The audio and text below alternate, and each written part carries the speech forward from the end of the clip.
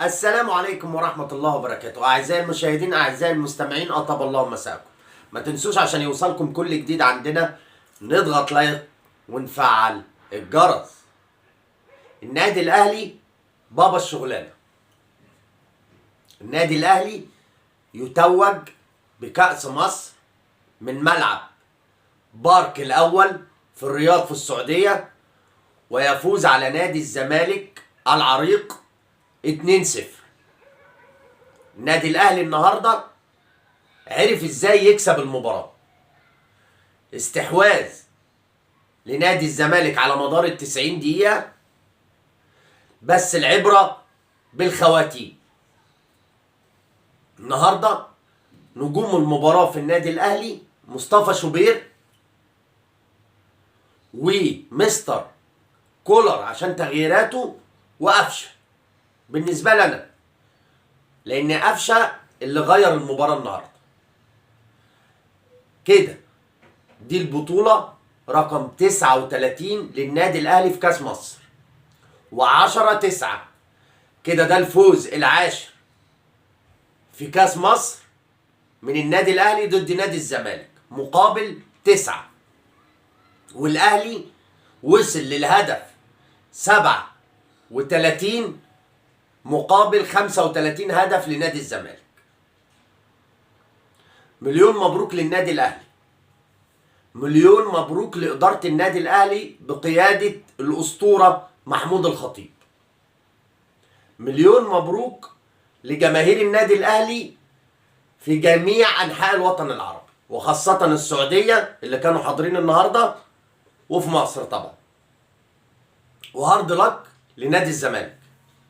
نادي الزمالك عمل مباراة جيدة، عنده سكواد دلوقتي كويس، كان مستحوذ طوال ال90 دقيقة لكن معرفش يخلص.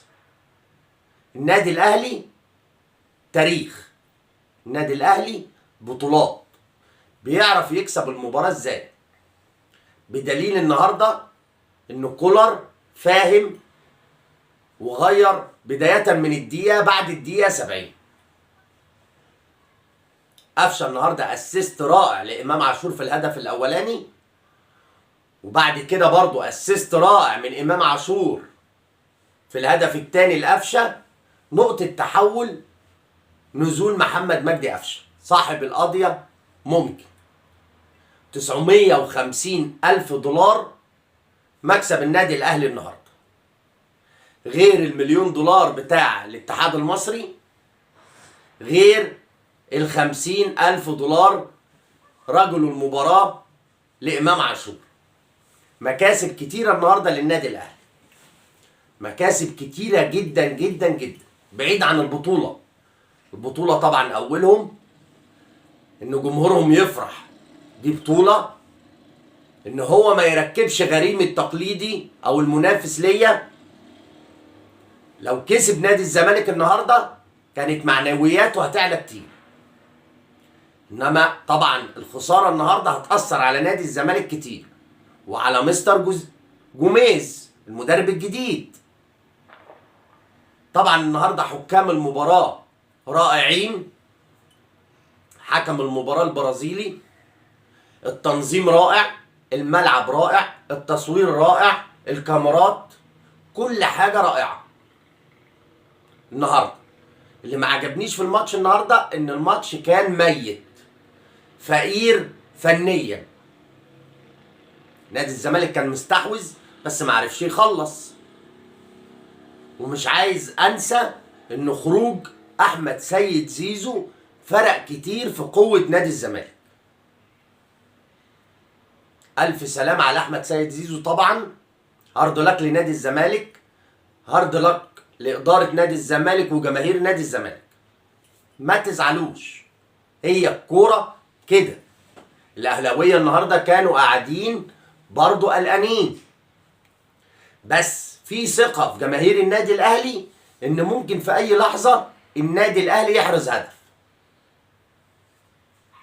النادي الاهلي كبير، النادي الاهلي بيلعب لاخر دقيقة في المباراة ولاخر ثانية في المباراة. النادي الاهلي جماهيره قاعدة. اي نعم الزمالك مستحوذ، الزمالك كان ممكن يخلص، بس عارف ان في اي لحظة ممكن النادي الاهلي يحرز هدف.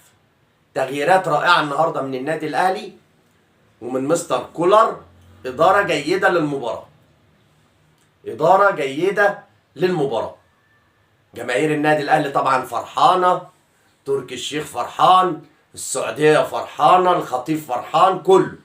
وبنهدي الفوز ده طبعا لروح الفقيد العمري فاروق سيادة الوزير، ربنا يا رب يرحمه. كل جماهير النادي الاهلي وكل ادارة النادي الاهلي وكل لعيبة النادي الاهلي بتهدي الفوز دوت للعمري فاروق. الراجل ده يا جماعة كان مخلص للنادي الاهلي جدا جدا جدا. مليون مبروك للكرة المصرية. اديكوا شايفين السعودية عاملة كرنفال عشان الاهلي والزمالك. احنا لينا اسم، فرقتين تقال. لو اي فرقتين من السعودية ديربي مش هيبقى باللي احنا زي شايفينه النهاردة دوت. صراحة اداء رائع للكرة المصرية، اداء رائع للقطبي الكرة المصرية. فعلا مصر اهلي وزمالك، عشان نبقى صرح ما نضحكش على بعض. مليون مبروك للنادي الاهلي، هارد لك لنادي الزمالك وجماهير نادي الزمالك. وما تنسوش علشان يوصلكم كل جديد عندنا نضغط لايك ونفعل الجرس. السلام عليكم ورحمة الله وبركاته.